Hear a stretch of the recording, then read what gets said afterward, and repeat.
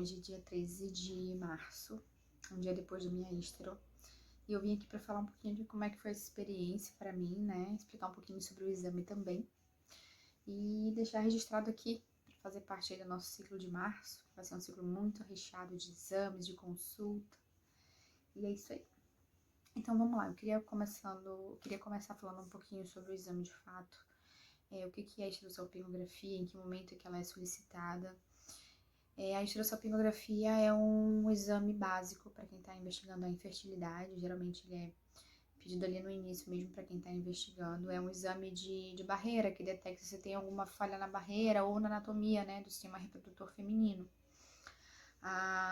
Então ele vai atingir ali, vai buscar identificar algumas anomalias, né, no útero ou nas trompas ali até os ovários. Entre 10 a 15% das causas de abortamento espontâneo, estão ligadas a essas falhas de anatomia, né, do sistema reprodutor feminino. Então, por isso que é solicitada a histero aí.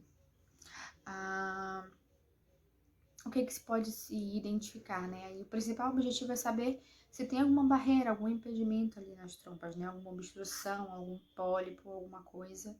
Bem como a anatomia uterina, né? Se tem alguma formação irregular desse útero e enfim. Então, isso é o que busca mais ou menos o exame, né? Através de um contraste que é injetado pelo canal vaginal, que vai percorrer ali o útero e as trompas, identificar se tem o iodo, que é meu Deus, esqueci agora o nome. O contraste à base de iodo é injetado, então, para percorrer, fazer esse caminho, ele vai corar, né, vai dar uma luminosidade melhor na hora que o raio-x for realizado, para identificar então se há essa passagem. Quando essa passagem acontece de forma positiva, né, que mostra lá no exame de imagem a anatomia completa, significa, eles chamam de COT positivo, né, que corou. Então significa que não teve obstrução ali na passagem, né, das trompas e no útero. Aí eu vou contar um pouquinho, né, como é que foi a minha experiência com a histerosalpingografia.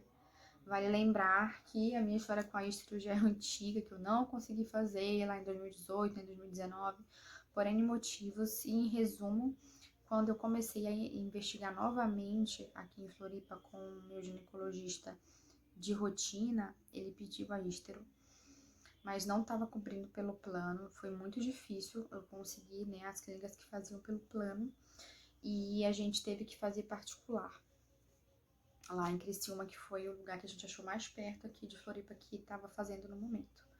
Então a gente foi fazer lá em Criciúma. Super recomendo a clínica, a médica responsável pelo exame maravilhosa, a equipe muito competente, muito assídua com o paciente, muito preocupada também, né, por ser um exame chato, invasivo, então na clínica maravilhosa. A minha experiência pode não ter sido a experiência de outros tentantes, né? Porque a questão da dor, que é o que a gente mais pergunta, ela é muito relativa. Eu, por exemplo, sou uma mulher que sofro com cólicas menstruais desde o meu primeiro ciclo, lá nos 11 anos de idade, eu sofro com a cólica e mesmo assim o meu exame foi doloroso. Então, para uma mulher que não tem cólica no período menstrual, eu diria que vai ser um exame traumático, vai causar muita dor. Então, eu super recomendaria o exame com anestesia, né, que também é feito com anestesia. Então, na minha experiência, como que aconteceu? Eu segui as recomendações solicitadas, que era de... Primeira coisa que eles pediram foi um beta negativo do dia do exame, que eu fiz o beta de manhãzinha cedo antes de viajar. Jejum de 1 hora antes do exame e um analgésico da minha escolha meia hora antes de fazer o exame, né? Eu optei pelo Alívio e pelo Buscopan, que é o que eu tô habituada a fazer. Então, chegamos na clínica, fomos recepcionados, preenchemos o formulário para saber se a gente tinha alergia a algum contraste, né? Se eu já tinha feito algum exame de imagem com o iodo. Respondi que sim, que eu já fiz uma ressonância de pelve e não tive reação. Depois disso, eles me receberam na sala do exame, a gente troca toda a roupa, veste um avental, tira toda a parte de baixo, fica com nenhuma vestimenta, só o avental. Eles recomendam a gente levar um absorvente, porque depois o contraste fica extravasando, né? Normal também. E fui para a sala do exame, a assistente da médica que me acompanhou foi muito maravilhosa, me esclareceu bastante sobre o exame, sobre ter que entrar na sala algumas vezes para me posicionar na hora de fazer a radiação, na hora de fazer o raio-x.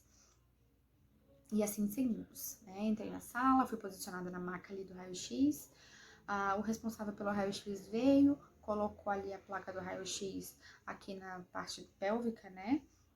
E aí logo em seguida a assistente veio, me colocou na posição ginecológica, como se a gente fosse fazer um PCCU, né? Fica com as perninhas ali pra cima. Explicou a questão da dor, que era relativo, que podia ser que entre 0 a 10 eu sentisse uma dor 5 ou uma dor 10, mas que ela não teria como me garantir, porque aquilo que a gente já falou da dor, né? Que a dor é muito relativa. Mas já antecipo que não tem como não ser desconfortável, é desconfortável. E a questão da dor vai ficar a critério de cada mulher que for fazer. Então, ok, fiquei ali na posição ginecológica, a médica veio muito atenciosa, explicou que a gente poderia pausar o exame quantas vezes fossem necessárias e que se em algum momento a dor ficasse insuportável, a gente não seguiria com a realização do exame. E assim prosseguimos. Começa com a antisepsia ali da vulva, né? Depois ela segue a antisepsia pelo canal vaginal, insere o espéculo, abre o espéculo, faz a antisepsia ali pelo canal vaginal e explica todo o passo a passo. Lorena, agora eu vou colocar o catéter e vou inserir o contraste. Eu vou começar a inserir o contraste e você vai me falando o limiar da sua dor. E assim nós começamos. Na primeira injeção do contraste eu já sentia como se fosse um peso pélvico aqui, como uma cólica menstrual bem forte. E fui segurando. Creio que na metade ali do exame eu pedi pra pausar, que eu já não tava aguentando, tava doendo muito. Ela me perguntou se a dor tava insuportável. Eu disse que era uma dor suportável, mas tava doendo. Eu queria muito terminar o exame, queria muito fazer, né, o exame. Tava esperando há tempos por ele ser e da importância que ele teria. E aí nós seguimos, né, acredito que ela fez a quantidade de contraste necessário ali.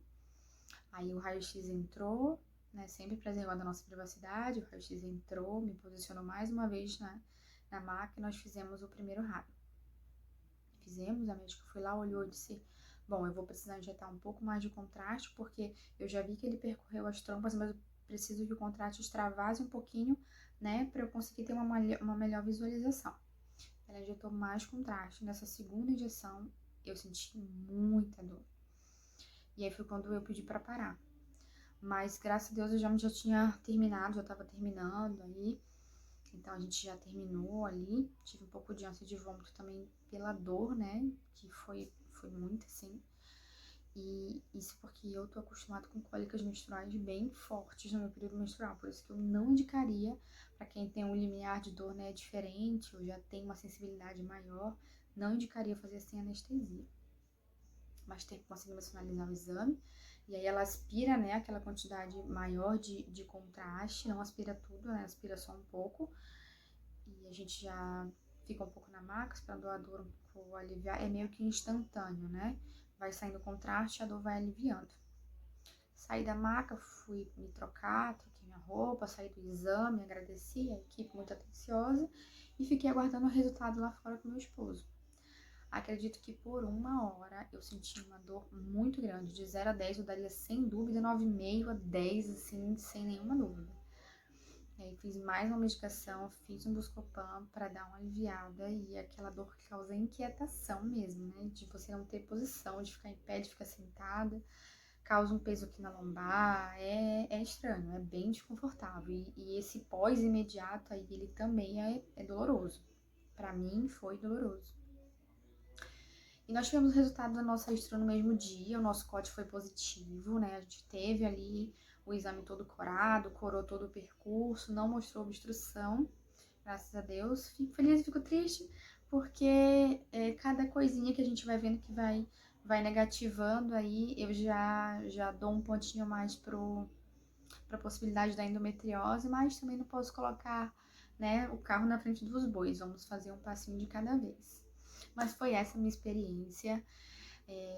super válido, a gente precisa fazer, acho que a gente precisa correr atrás. E um conselho, se eu pudesse deixar, seria de fazer com anestesia, né? E o que conta muito também, o que colabora muito, é quem vai estar realizando esse exame, né? Eu tive uma sorte grande de ter uma médica muito atenciosa, né? Muito paciente também, que me explicou, além de me explicar bem sobre o exame, pausou o exame quando eu solicitei. Isso foi muito importante. E só mais uma coisa, é sobre esclarecer que algumas mulheres têm, né, se a gente for pesquisar aí, algumas mulheres engravidam depois de fazer a histerosalpingografia. Mas o objetivo da histerosalpingografia não é um tratamento, ela é um exame para diagnóstico, com finalidade diagnóstica, de identificar. Mas por que algumas mulheres engravidam logo após fazer a histero? Porque nesse percorrer aí do contraste, quem tinha alguma obstrução pode limpar essas trompas e aí logo em seguida, né, facilita o percurso do espermatozoide e as mulheres engravidam. Né? Seria uma causa secundária a realização do exame.